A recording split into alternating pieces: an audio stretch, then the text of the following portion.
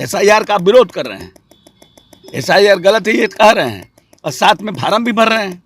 ये क्या राजनीति है? पार्लियामेंट को आपने नहीं चलने दिया, आपने विधानसभा को नहीं चलने दिया, जबकि ऑलरेडी इन सब बातों के लिए आप सुप्रीम कोर्ट गए हुए। विधानसभा की जो और लोकसभा की कार्य संचालन नियमावली है कि क्या कोई चीज न्यायालय में लंबित होता है उसके हम बहस कर सकते हैं? नहीं।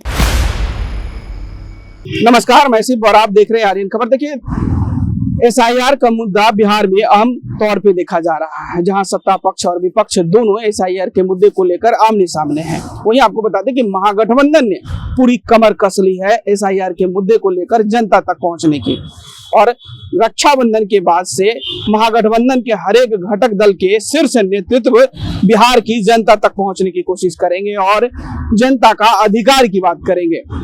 इसको लेकर जब बिहार सरकार के मंत्री अशोक चौधरी से मीडिया ने बात की तो क्या कुछ कह रहे हैं अशोक चौधरी, पहले उनके बयानों को सुनवाते हैं।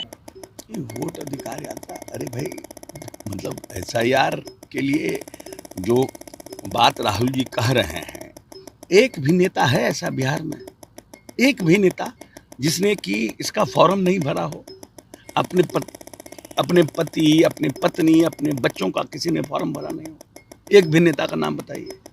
एसआईआर का आप विरोध कर रहे हैं, एसआईआर गलत है ये कह रहे हैं और साथ में फार्म भी भर रहे हैं। ये क्या राजनीति है? ये कैसा राजनीति है? एक तरफ आप कह रहे हैं कि एसआईआर में गड़बड़ी हो रहा है, आपको तो 1 महीना का समय दिया गया है। अगर किसी का छूट गया है, जिनविन छूट गया, जुड़वा लीजिए, तो कौन सा बहुत बड़ी बात है। आज पुनौरा धाम आप लोग जा रहे हैं, वहाँ पर बड़ा मां जानकी का सीता मंदिर है, वो बनाया जाएगा। नहीं, राम मंदिर के निर्माण के समय के पहले से ही माननीय नेता नीतीश कुमार जी इस पक्ष में थे कि एक जो रामायण का कॉरिडोर है बन रहा है, उसमें पुनौरा धाम का पुनर्स्थापन हो, एक नए तरीके से कॉरिडोर बने। और उन्होंने बहुत से मंदिरों का राज्य सरकार के पैसे से उन्होंने बनाने का काम किया है, जैसे पुनौरा धाम हुआ, फिर आपका यहाँ पर सोनपुर में जो हम लोगों का मंदिर है, क्या बोलते हैं, हरिहरनाथ मंदिर, कुशेश्वर स्थान, इन सब जगहों पर नेता ने राज्य सरकार के पैसे से इसको पुनर्स्थापित करने का प्रयास किया है। और आज देश के गृह मंत्री भी आ रहे हैं हम लोगों के साथ इस कार्यक्रम, शुभ कार्यक्रम में भाग लेने के लिए। अच्छा, शुभ संकेत है। हाँ, तो हमने तो बता दिया, उस पर तो बोल दिया कि वोट अधिकार यात्रा में कोई भी ऐसा व्यक्ति है, कोई भी विपक्ष का ऐसा नेता है जिसने फॉर्म नहीं भरा है।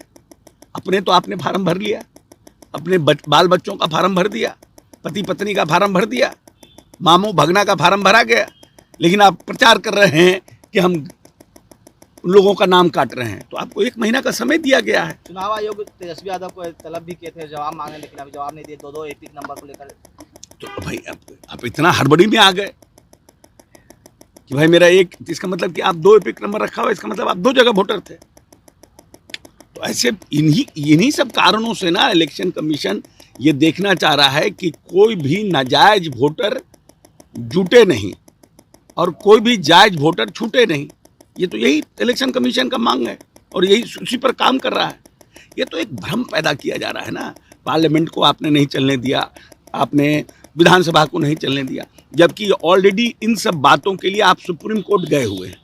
जब कोई चीज़ न्यायालय में लंबित है तो आप पढ़िए ना रूल्स ऑफ एग्जीक्यूटिव बिजनेस। विधानसभा की जो और लोकसभा की कार्य संचालन नियमावली है कि क्या कोई चीज़ न्यायालय में लंबित होता है उसके हम बहस कर सकते हैं? नहीं। फिर कैसे हम बहस कराएंगे उस पर? और एक नई परिपाटी का शुरुआत करिएगा तो जो चीज़ लंबित रहेगा तब तो न्यायालय का कोई औचित्य ही नहीं है। न्यायालय में पेंडिंग है, अब बहस करिए आप, तब तो फिर जुडिशरी और जो एग्जीक्यूटिव है और जो लेजिस्लेशन है, इसमें तो आपस में भिड़ंत होगा। इसलिए ना ये 3 खंभा अलग अलग बांटा गया है और एक खंभा बनाया गया है जर्नलिज्म का कि भाई आप सबका आंख खोलते रहिए बीच बीच में कि कोई भी आदमी गड़बड़ी कर रहा है। ये लोग सर ये भी कर रहे हैं कि हम बहिष्कार भी कर सकते हैं, चुनाव मत कराइए। कोई बहुत सा चुनाव होता है, राज्यसभा का, विधानसभा का, जिसमें अनकंटेस्टेड लोग जीत के जाते हैं। आप पार्टिसिपेट नहीं कीजिएगा तो दूसरे को सर्टिफिकेट मिलेगा। मंत्री जी, क्रेडिट लेने की होड़ मची। नीतीश कुमार घोषणा करते हैं, विपक्ष के नेता कहते हैं कि हमारे सौगात दे रहे बिहार वासी। ऐसा है कि जितना उम्र नहीं है तेजस्वी जी का, उतने समय से नीतीश जी इस प्रदेश को जन कल्याणकारी नीतियों से चला रहे हैं। ये बिहार 2.5 के विकास दर पे था और आज 10.4 के विकास दर पर है। ये बिहार मात्र 24,000 करोड़ के बजट का बिहार था, आज 3,17,000 करोड़ का बजट का बिहार। तो तेजस्वी जी के नकल करके नीतीश जी करा दिए। मात्र 46% लोग 2005 में, ये अशोक चौधरी नहीं कह रहा है, ये प्लानिंग कमीशन ऑफ इंडिया और इंडियन इकोनॉमी सर्वे की रिपोर्ट है। 46% लोग गरीबी रेखा के नीचे रहते थे बिहार में जब नेता आए थे। आज 16%, 30% लोगों को इस 20 साल में गरीबी रेखा से ऊपर उठाने का काम किया, तेजस्वी जी का नकल करके किया। इस प्रदेश में मात्र 3% लोगों के यहाँ शौचालय था। लोहिया स्वच्छ अभियान शुरू कर करके इस प्रदेश के 96% लोगों के यहाँ शौचालय लगाने का काम किया, तेजस्वी जी का नकल करके कर दिए। इस घर में, इस प्रदेश में मात्र पटना जैसे शहर में भी 6 घंटे मात्र बिजली रहती थी, गांव में तो बिजली का तार भी नहीं था, हर घर बिजली पहुंचा दिया, तेजस्वी जी का नकल। तो आपने साफ तरीके से अशोक चौधरी के बयानों को सुना हुआ कहते हुए नजर आ रहा है कि एसआईआर का विरोध महागठबंधन खोल के कर रही है, लेकिन वहीं पिछले दरवाजे से और ये पीछे से सबका फॉर्म भरा जा रहा है। अपने परिवार में सभी का वो एसआईआर फॉर्म भर रहे हैं। अब इससे साफ होता है कि एक तरफ से विरोध और दूसरी तरफ से उसका समर्थन भी कर रहे हैं महागठबंधन की तरफ से, और जो बात कर रहे हैं जनता तक पहुंचने की, तो उसका कोई लाभ नहीं होगा।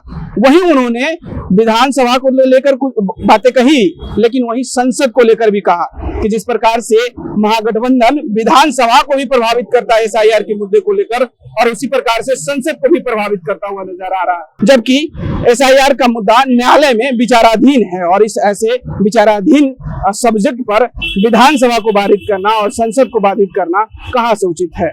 अब देखना होगा कि नेता प्रतिपक्ष तेजस्वी यादव और महागठबंधन इस मुद्दे को किस तरीके से लेती है और उनका क्या बयान आता है। बने रहिएगा ऐसे तमाम खबरों के साथ। अभी के लिए बहुत बहुत शुक्रिया।